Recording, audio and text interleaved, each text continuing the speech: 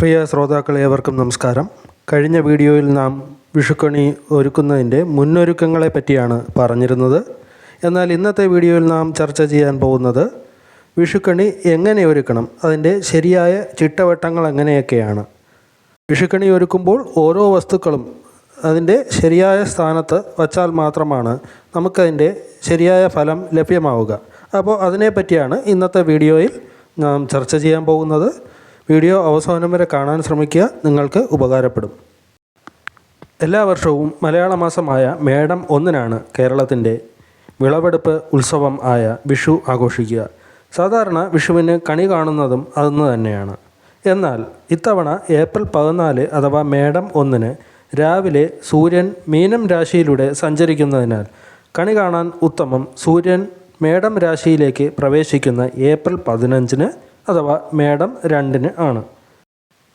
കണി കാണുന്നത് സൂര്യൻ ഉദിക്കുന്നതിന് മുന്നേ ആകണം എന്ന് നിർബന്ധമുണ്ട്. കൃത്യമായി പറഞ്ഞാൽ പുലർച്ചെ 4-നും 5:30-നും ഇടയിലുള്ള ബ്രഹ്മമുഹൂർത്തമാണ് ശുഭകരമായി കാണുന്നത്. സമൃദ്ധിയുടെ പ്രതീകമായ വിഷുക്കണി കാണുന്നത് വർഷം മുഴുവൻ ഐശ്വര്യം നൽകുന്നു എന്നതാണ് വിശ്വാസം. ഓട്ടുരുളിയിൽ കണിയൊരുക്കണം.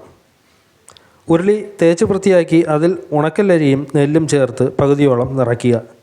ഒരു മുഴുവൻ നാളികേരം കൃത്യം 2ആയി പിളർത്തി അതിൻ്റെ ഉള്ള്, അതായത് അതിൻ്റെ വെള്ള ഭാഗം നമുക്ക് കണി കാണും തക്ക വിധത്തിൽ വേണം വയ്ക്കാനുള്ളത്.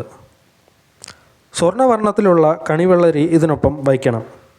ചക്ക, മാങ്ങ, കദളിപ്പഴം എന്നിവയാണ് പിന്നീട് വയ്ക്കേണ്ടത്. കദളിപ്പഴം ലഭ്യമായില്ലെങ്കിൽ മറ്റ് ചെറുപഴങ്ങൾ ഏത് വേണമെങ്കിലും വയ്ക്കാം. പക്ഷേ അത് ഒരു പടലയായി വയ്ക്കുന്നതാണ് കാണാൻ നിറവ്. പിന്നെ കിട്ടുന്ന പഴവർഗ്ഗങ്ങൾ, പച്ചക്കറി ഇനങ്ങൾ ഒക്കെ വയ്ക്കാം. ഓട്ടുരുളി നിറഞ്ഞു തുളുമ്പി നിൽക്കുന്ന രീതിയിൽ വേണം ഇവ വയ്ക്കാൻ. ധനധാന്യ സമൃദ്ധി എന്നതാണ് ഉദ്ദേശിക്കുന്നത്. അതിനായി നമ്മുടെ കയ്യിലെ സാധനങ്ങളുടെ അവൈലബിലിറ്റി അനുസരിച്ച് ഉള്ള ഉരുളി തിരഞ്ഞെടുക്കാം. ചക്ക ഗണപതിയുടെ ഇഷ്ടഭക്ഷണമാണെന്നാണ് വിശ്വാസം. മാങ്ങ സുബ്രഹ്മണ്യനും കദളിപ്പഴം ഉണ്ണിക്കണ്ണനും പ്രിയമാണ്. ഇത്രയുമായപ്പോൾ വാൽക്കണ്ണാടി വയ്ക്കാം. ഭഗവതിയുടെ സ്ഥാനമാണ് വാൽക്കണ്ണാടിക്ക്.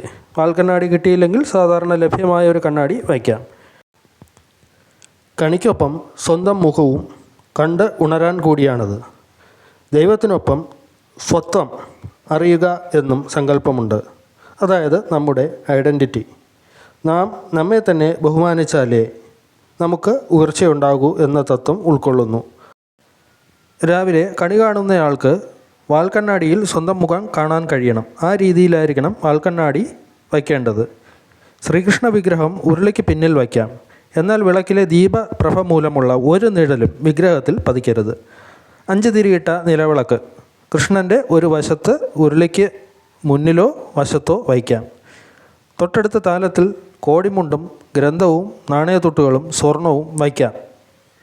കുങ്കുമച്ചപ്പും കൺമഷിക്കൂട്ടും ഇതിനോടൊപ്പം ചിലർ വയ്ക്കാറുണ്ട്. നാണയത്തുട്ടുകൾ വെറ്റിലയ്ക്കും പാക്കിനുമൊപ്പം വേണം വയ്ക്കാൻ. ലക്ഷ്മി ദേവിയുടെ പ്രതീകമാണ് സ്വർണവും നാണയങ്ങളും. ഗ്രന്ഥം സരസ്വതി ദേവിയെ കുറിക്കുന്നു. ഗ്രന്ഥം ഭഗവത്ഗീത ആയാൽ അത്രയും നല്ലതാണ്. കുളിക്കാതെ കണി കാണാമോ എന്നൊരു സംശയം വേണ്ട. കുളിക്കാതെ കണി കാണാം. രാവിലെ കണി കാണുമ്പോൾ കയ്യിൽ ഒരു നാണയത്തൊട്ട് കരുതിയിരുന്നാൽ അത് ഭഗവാന്റെ വിഗ്രഹത്തിന് മുന്നിൽ കാൽക്കൽ സമർപ്പിച്ച് ഭഗവാന് കൈനീട്ടം നൽകുന്നതായി സങ്കല്പിക്കുകയും നാം മുന്നിൽ വച്ചിരിക്കുന്നതിൽ നിന്ന് ഒരു കോയിൻ നമ്മുടെ പണക്കിഴിയിൽ തിരിച്ച് ഭഗവാൻ തന്നതായി സങ്കല്പിച്ച് വയ്ക്കുകയും ചെയ്യാം. മറ്റ് കുടുംബാംഗങ്ങളെ നാം കണ്ണുപൊത്തി കൊണ്ടുവന്ന് കണി കാണിക്കുന്നതിനോടൊപ്പം അവർക്കും ഓരോ നാണയത്തൊട്ടുകൾ കൈനീട്ടമായി നൽകി ആ സന്തോഷത്തിൽ പങ്കുചേരാം. ഞാൻ ഒരു നാണയത്തൊട്ട് എന്ന് പറയുന്നതിന് കാരണം നാം 100 രൂപയോ 500 രൂപയോ കൈനീട്ടമായി നൽകിയാലും ഒരു നാണയത്തൊട്ട്, ഒരു മെറ്റൽ, അത് കൊടുക്കുന്നത് ഫലം വേറെ തന്നെയാണ്. എല്ലാവർക്കും ഐശ്വര്യപൂർണമായ ഒരു വിഷുദിനം നേരുന്നു. ഇനിയും ഈ ചാനൽ സബ്സ്ക്രൈബ് ചെയ്യാത്തവർ ഇപ്പോൾ തന്നെ ചെയ്യുന്നതോടൊപ്പം ആ ബെൽ ഐക്കൺ കൂടി പ്രസ് ചെയ്താൽ ആൾ എന്ന ഓപ്ഷൻ കൊടുക്കണം. എങ്കിൽ മാത്രമാണ് ഈ ചാനലിലെ വരും വീഡിയോകളും നിങ്ങൾക്ക് നോട്ടിഫിക്കേഷനായി കിട്ടുക. നന്ദി, നമസ്കാരം.